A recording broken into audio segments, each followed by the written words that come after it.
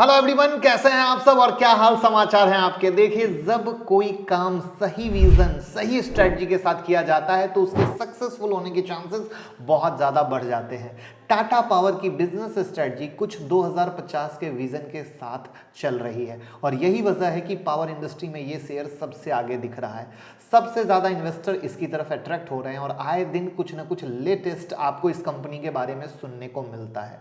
और मैं भी पिछले 3-4 महीनों से इस स्टॉक पर नजर रख रहा हूं, या यूं कहें जब 80 रुपए से इसकी कहानी बनी थी तब से इस पर नजर रख रहा हूं और आप लोगों को लगातार दिखा रहा हूं। तो आज हम लेकर आए हैं टाटा पावर के बारे में बहुत सारे इंटरेस्टिंग फैक्ट जो लेटेस्ट अपडेट के साथ हैं, उनके विजन के साथ हैं, बहुत सारा ऐसा डेटा जो ना देखा हो ना सुना हो। तो मैं मुकुल अग्रवाल आपका आप ही के यूट्यूब चैनल में स्वागत करता हूं। जो भी नए लोगों चैनल को सब्सक्राइब करें, बेल आइकॉन हिट करें, नोटिफिकेशन ऑन कर लें, जिससे जब रात के 8:30 बजे सो जब भी मैं कोई ट्रेड देता हूं आपका मिस नहीं होगा। आप उस वीडियो को देखकर पैसा कमा सकेंगे। आप लोगों की डिमांड पर टेलीग्राम में 5 बुक अभी तक डाली जा चुकी है, तो टेलीग्राम को जरूर ज्वाइन कर लीजिए। टाइम टू टाइम हम उसमें टेक्निकल और फंडामेंटल एनालिसिस की बुक डालते रहेंगे, हिंदी और इंग्लिश दोनों, क्योंकि अभी तक हमने हिंदी और इंग्लिश दोनों डाली है, आगे भी डालेंगे। ट्विटर पर अब हम शुरू करने वाले हैं टेक्निकल एनालिसिस के चार्ट, यानी कोशिश हर दिन कुछ नया। तो टेलीग्राम और ट्विटर लिंक डिस्क्रिप्शन में है, जुड़ जाइए, पूरा फायदा लीजिए और भाई को प्यार दीजिए।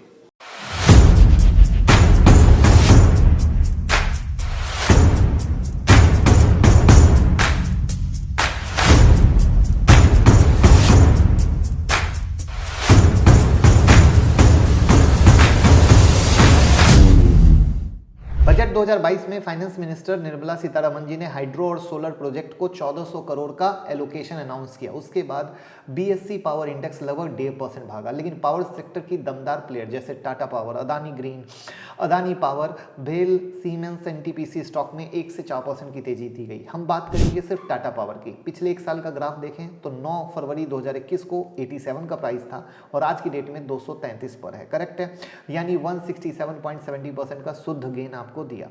टाटा पावर इंडिया की लार्जेस्ट इंटीग्रेटेड पावर कंपनी है और अभी ये देश में कुल 13,171 मेगावाट कैपेसिटी इंस्टॉल और मैनेज कर रही है। वहीं अगर सिर्फ इनके प्रोडक्शन कैपेसिटी की बात करें तो टोटल कैपेसिटी 12,808 मेगावाट है। बिजनेस प्रेजेंस की बात करें तो पावर सेक्टर से रिलेटेड हर एक सेगमेंट में वर्क कर रही है। Renewable, convention power, hydro, thermal energy, transmission, distribution, coal and freight, logistic, trading. देश के लगभग 18 स्टेट में इनकी स्ट्रॉन्ग प्रेजेंस है, जिसका चार्ट आपके सामने आपकी सेवा में हाजिर है, जो हम बहुत ही मेहनत से ढूंढ के लेके आए हैं।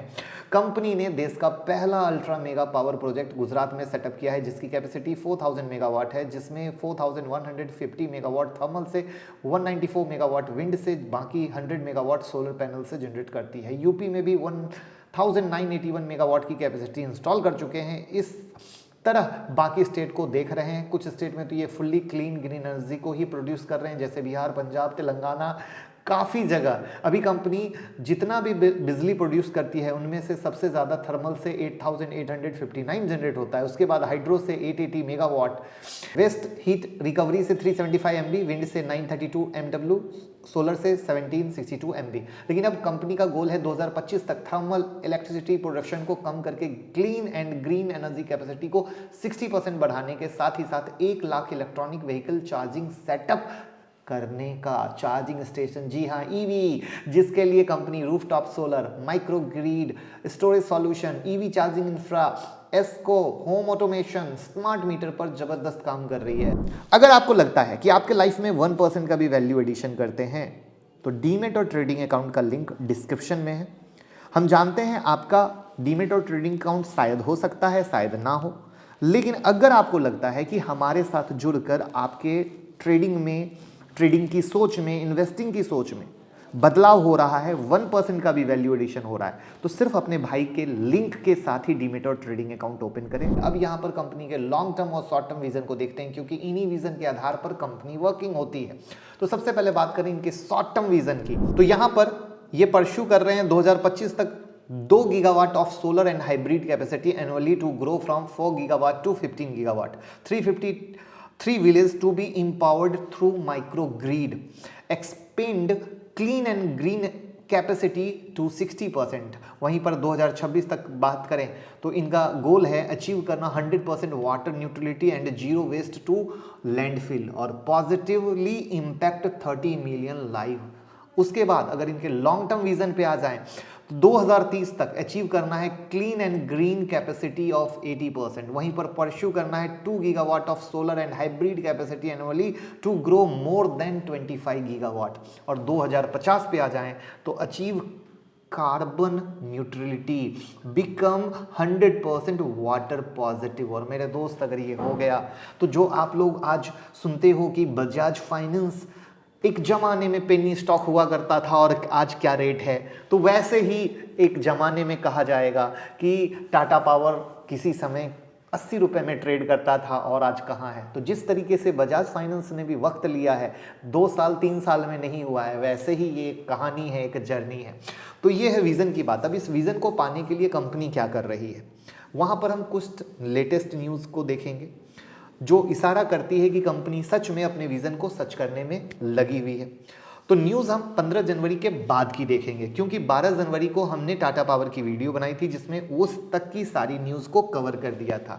लिंक मैं डिस्क्रिप्शन में दे दूंगा, वहां से जाके आप जरूर चेक करें, तभी आपका भरोसा होगा as a investment point of view से कि मैं किसी में इन्वेस्टमेंट किया हुआ हूं तो सही हूं या गलत हूं। क्योंकि क्या होता है, लोग इन्वेस्टमेंट तो करते हैं लेकिन जैसे ही थोड़ी गिरावट होती है परेशान हो जाते हैं। या बहुत दिनों से टाटा पावर अगर आप देखें तो एक रेंज में चल रहा है, तो लोग समझ नहीं पा रहे अरे क्या होगा।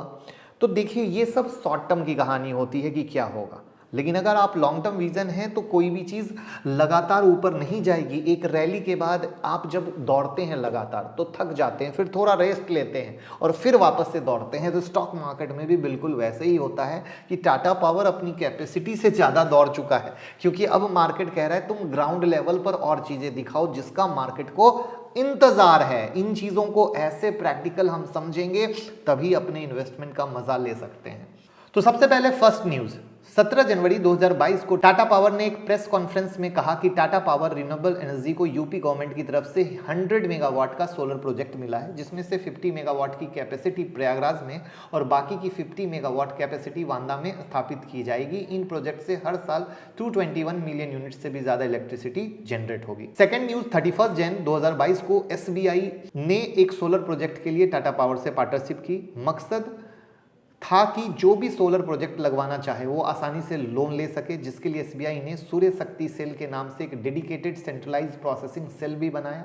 ये सेल सभी लोन एप्लीकेशन को प्रोसेस करेगी और उनके सोलर प्रोजेक्ट स्टेप को आगे बढ़ाने में हेल्प करेगी। थर्ड न्यूज़, 2 फेब 2022 की, जहां पे 2 फरवरी 2022 को टाटा पावर ने प्रेस कॉन्फ्रेंस में बताया कि उन्होंने गवर्नमेंट ऑफ केरला से पार्टनरशिप की। इसके पहले भी टाटा पावर ने दिल्ली गवर्नमेंट, उड़ीसा गवर्नमेंट से पार्टनरशिप कर रखा है। उत्तर प्रदेश के बारे में मैंने आपको बता ही दिया। ओवरऑल हम कह सकते हैं रिन्यूएबल एनर्जी के फील्ड में सबसे आगे निकल सकती है, क्योंकि प्राइवेट और इंडिविजुअल के साथ काम करने के अलावा गवर्नमेंट से भी इनको अच्छा ऑर्डर और सपोर्ट मिल रहा है। अब आते हैं फोर्थ न्यूज़ पे।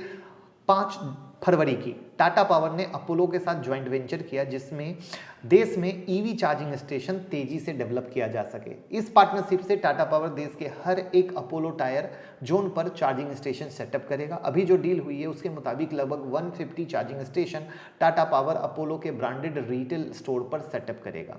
नेक्स्ट न्यूज़ है 8 फरवरी की, टाटा पावर कनाडा के पेंशन प्लान इन्वेस्टमेंट बोर्ड के साथ सिंगापुर के सॉवरेन फंड टेमोसेक होल्डिंग और private equity firm general Atlantic जैसे बड़े इन्वेस्टर से 5,000 करोड़ रुपए रेज करने की बात कर रहा है। लेकिन अभी बात चल रही है, ऑफिशियल अनाउंसमेंट नहीं है। ऑफिशियल अनाउंसमेंट आएगा तभी इस खबर को पक्का माना जा सकता है। बट अगर ऐसा होता है तो डेट को कम करेगी, अपने बैलेंस शीट को मजबूत बनाएगी, जिससे एक बहुत अच्छे तरीके से निकल के आए। अब हम आते हैं फाइनेंशियल पर। तो 75,028 करोड़ का मार्केट कैप है। करंट मार्केट प्राइस 235 है। 270 का हाई, 86 का लो लग चुका है। टेक्निकली बात करें तो 270 के ऊपर निकलता है तो अच्छा रहेगा, जो मैं जमाने से आपको बता रहा हूँ। स्टॉक PE 48 है, इंडस्ट्री PE 49.5 है, यानी फेयर प्राइस है PE के हिसाब से। कंपनी का ROCE 7.36 है और ROE 3.41 है, जो कि थोड़ा डाउन है। अगर यही 15% के ऊपर होता तो बहुत मज़ेदार होता, बहुत तगड़ा होता, जिसका हमें इंतज़ार है। सबसे ज़्यादा हैरान करने वाला है कंपनी का कैश फ्लो, जो कि डेट 49,060 करोड़ के हिसाब से काफ़ी कम है। इसका सबसे बड़ा रीज़न है कंपनी अपने बिजनेस को तेज़ी से एक्सपेंड कर रही है, हैवी इन्वेस्टमेंट कर रही है, और सबसे बड़ा प्लस पॉइंट यहाँ पर है कि जिस सेक्टर में ये काम कर रही है वो फ्यूचर का सेक्टर है, उसमें ग्रोथ आना ही है, और टाटा सन्स का भी पूरा सपोर्ट मिल रहा है। और उसमें जो भी मैंने 600 to 700 मिलियन डॉलर वाली न्यूज़ बताई है, अगर वो फाइनल होती है तो इनके कैश फ्लो में बढ़ोतरी होगी और डेट कम करने में आसानी। अब इनके फाइनेंशियल पे देखें तो नेट इनकम आप देखोगे 2020 में गिरा था, बट 2021 में सुधार आया है। और रेवेन्यू अगर आप देखो तो अगेन वही 2020 में डाउन हुआ था, बट 2021 में वापस से बढ़ा है। इब्टा अगर आप देखें तो वो लगातार गिर रहा है, ये एक देखने वाली बात है, सही नहीं है। वहीं पर ईपीएस में और भी ज़्यादा सुधार की ज़रूरत है। तो यही वो चीज़ें हैं जहाँ पर स्टॉक थोड़ा सा रुक रहा है, अटक रहा है। ओवरऑल गवर्नमेंट के प्रयास, टाटा पावर के विज़न और ग्रोथ को देखते हुए हम कह सकते हैं कि कंपनी एक अच्छे विज़न के साथ काम कर रही है, बट कंपनी ने ऑलरेडी बहुत अच्छा रिटर्न दे दिया है। तो मार्केट को इंतज़ार है कुछ नए धमाके की, वो नया धमाका और साथ में चार्ट का ब्रेकआउट। ये वो चीज़ है, जब मिलेगी तब आएगा नेक्स्ट वाला मज़ा। तो लेट्स सी किस तरीके से होता है, बट हमने आपके साथ कंपनी की अच्छी तरीके से वापस से दोस्ती करा दी। पसंद आई हो लाइक कमेंट शेयर कीजिएगा, प्यार दीजिएगा और लोगों तक पहुंचाइए, जिससे दूसरे भी सीखें और कमाएं। Thank you so much.